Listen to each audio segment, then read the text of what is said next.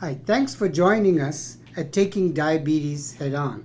Our topic today is insulin resistance. You may have heard of this term and may have come across it whenever you're reading, and the reason we chose this topic was twofold.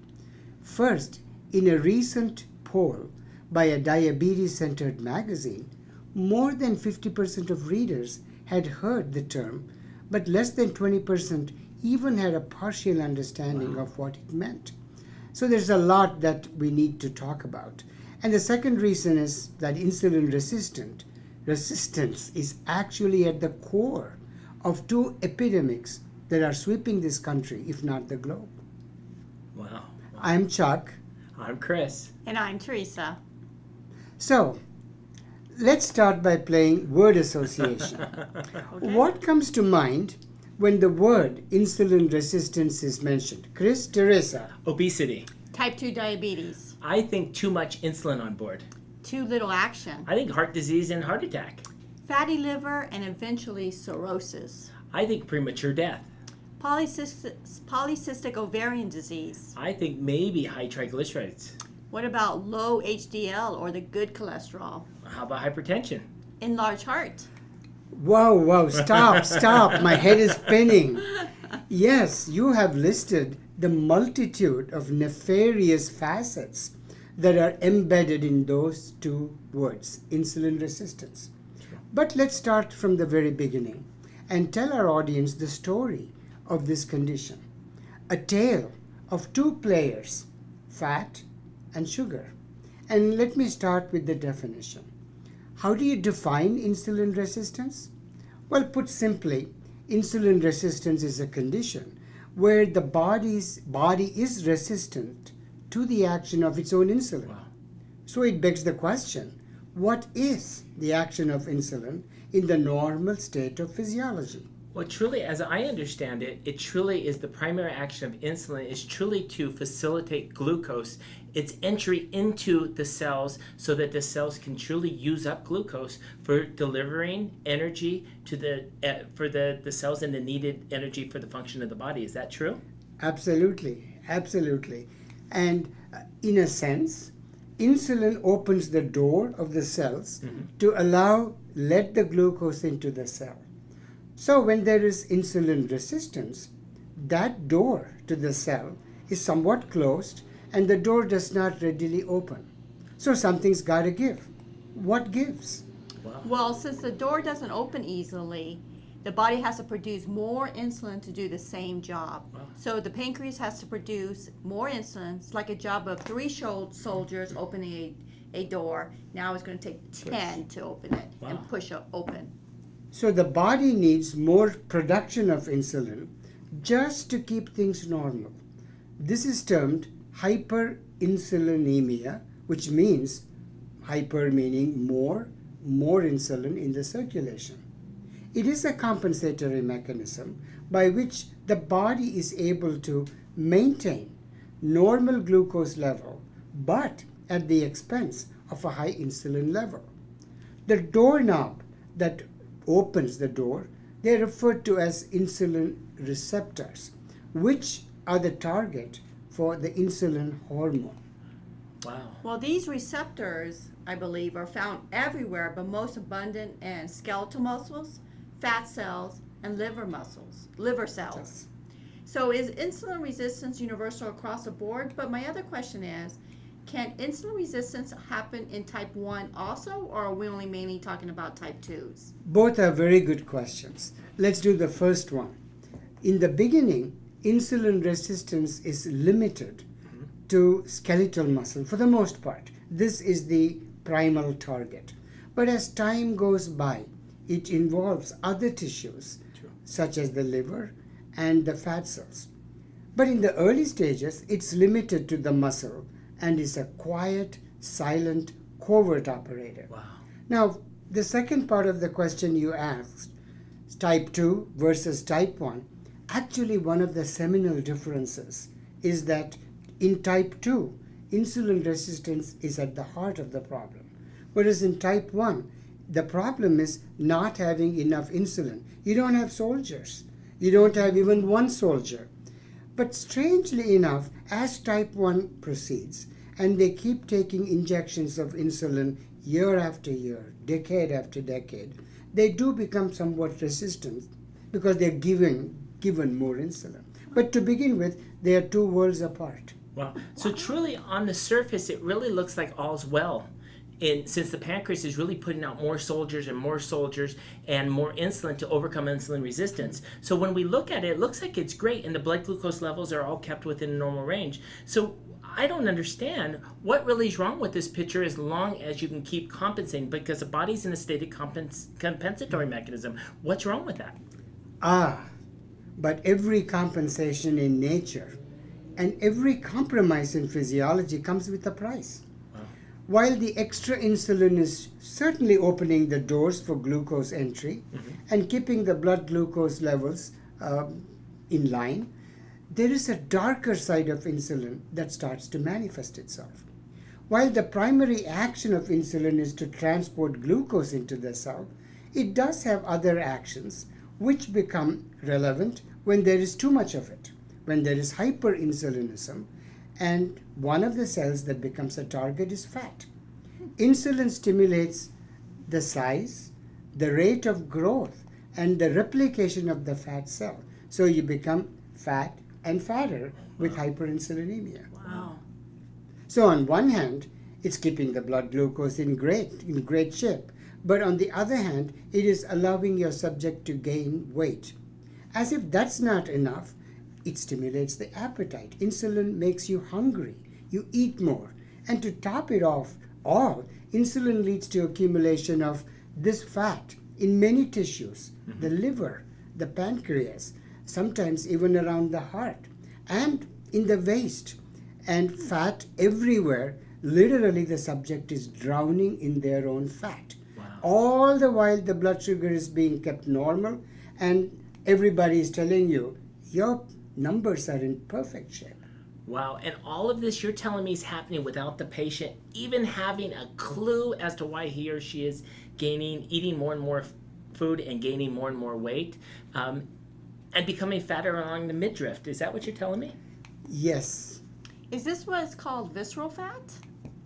Well, yeah, it really truly is called visceral fat, but really, it's called by many other names, and they're kind of less flattering. So some things is, you got a pot belly. You have love handles. Maybe it's a mid-belly. Maybe it's mid-central obesity. Maybe it's truly that kind of metabolic fat that's truly metabolically active. And that's what we got to be careful of. Really, it secretes a hormone that actually causes and perpetuates more insulin resistance. So the more fat you have around your midriff, the more insulin resistance you have. So now, truly, to fight that extra burden of insulin resistance, guys, truly the pancreas has to secrete even more and more insulin. And really, you enter a vicious cycle and a vicious circle.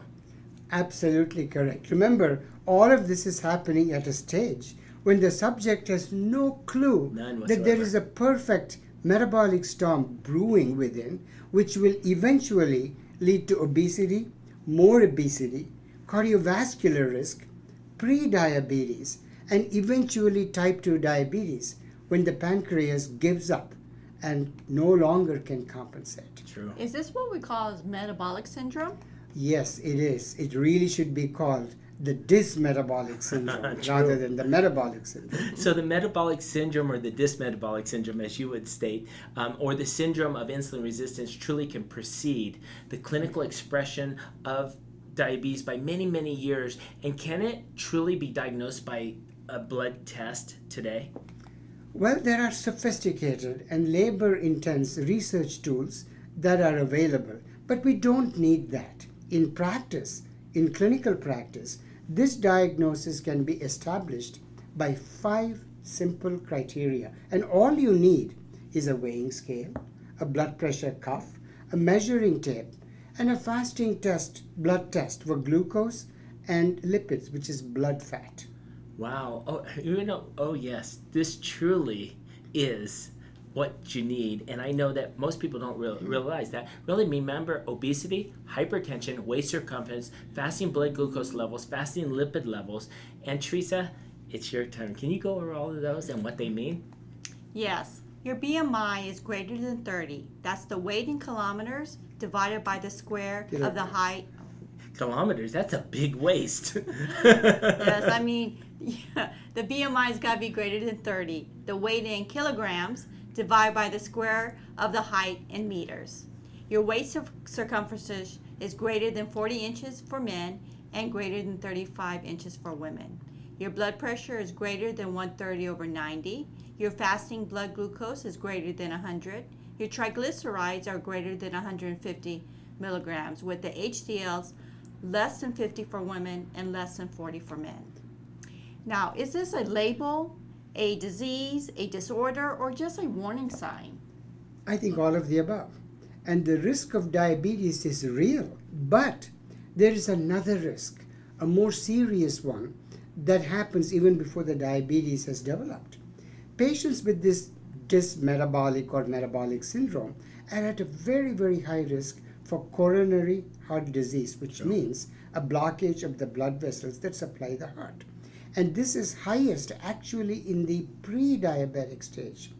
It is often called the ticking clock hypothesis, where the risk for heart attack has begun when way before the blood glucose begins to go up. I'd rather say it's more like a ticking bomb, where the fuse for heart disease has been lit way before diabetes is diagnosed. Well, so truly it's amazing that the proverbial risk between obesity and heart disease is actually bridged by the insulin resistance syndrome. Is that correct? And truly, how long can this bridge last, and how long would it take before the collapse and it collapses into type 2 diabetes? What's the time frame? That is highly variable depending on so many factors, genetic and environmental. Researchers have shown that a test called the C-peptide level, which is a test believed to be a marker of your body's insulin reserve, and this is usually elevated high in the pre-diabetic stage, compensation. When the C-peptide recedes, begins to go back to normal, and eventually begins to go down, that is the beginning of the end. Sooner or later, the pancreas gives up and is not able to compensate after having compensated for so long. That is when that line is crossed, and that is when type 2 diabetes develops. So that's the diagnosis of type 2, the C-peptide, basically. So when it recedes, right? Right. It seems that has already been going a lot happening in the past, and is unknown to the provider or to the patients, really. Unless Very you do silent. until you do those So blood it's kind of work. unbeknownst there. Wow. And this is well said, because when the diagnosis is made, you're seeing this as a high blood sugar. What you're not able to see is the perfect storm that went on inside for more than a decade. For some, it can go on for 5 years, for some 15 years before they cross over.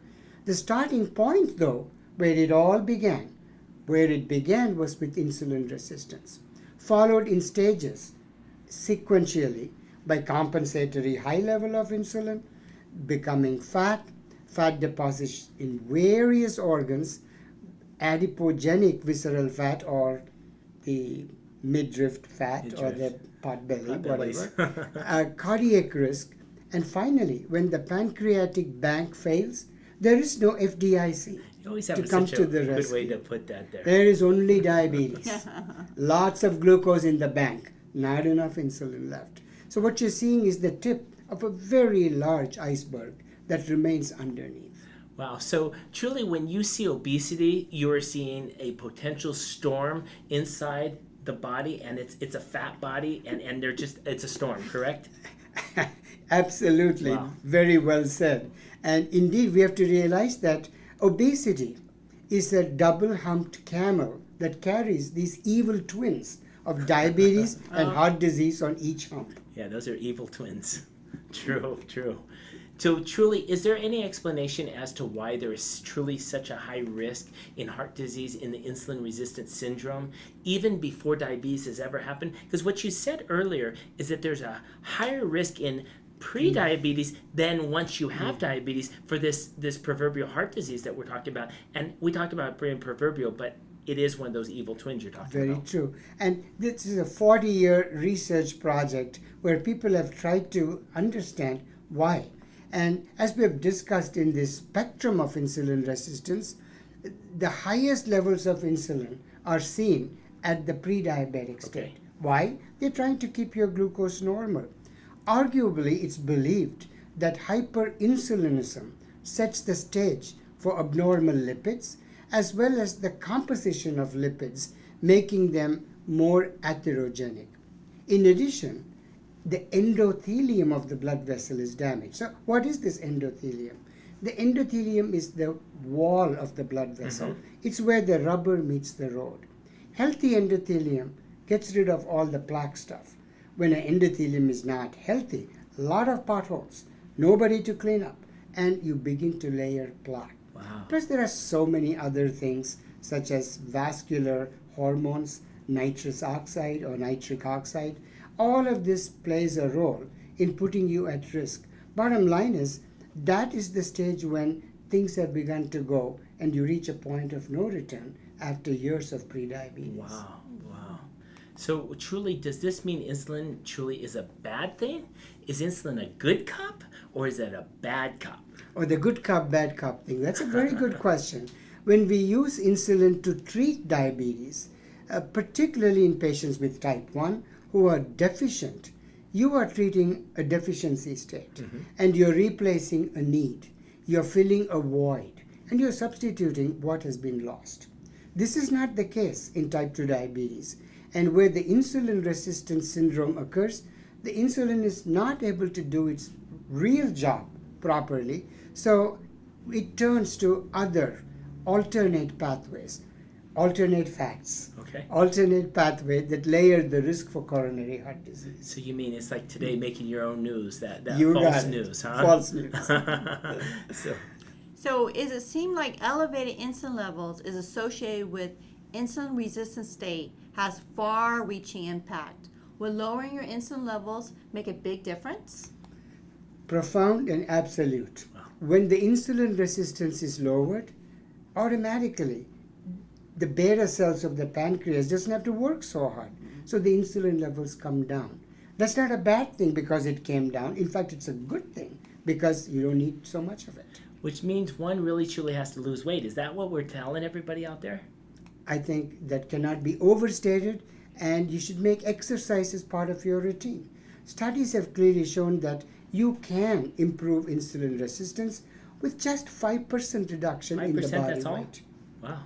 More importantly, in some studies, even without losing any weight, just being active, walking 30 minutes improves your body's insulin sensitivity. So it's very important that those are considered. Wow. Are there any medications that can use to improve insulin sensitivity? We always look for a pill for every ill. True. And there are drugs that are insulin sensitizers. They're called TZDs, short for a long word, thiazolidinediones.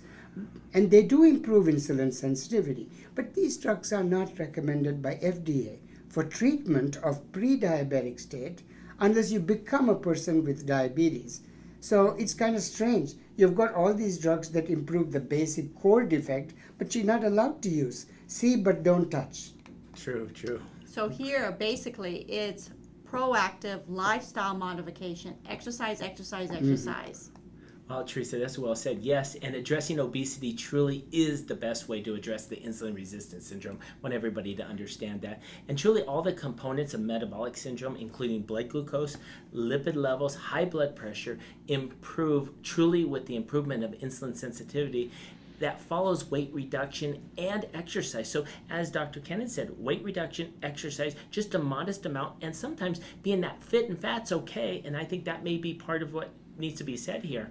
And on that note, I truly think that we've come to the end. I think we may have overboard you, but I think what we've done is talk to you and showed you exactly what to do to overcome this thing called insulin resistance. I am Chris. I'm Chuck. And I'm Teresa. Please don't forget to give us your feedback, and please like, comment, and subscribe. We love hearing from you, so please feel free to email us. And don't forget to visit us on Facebook, Instagram, Twitter, as well as our website. Thank you. Thank you. Thank you.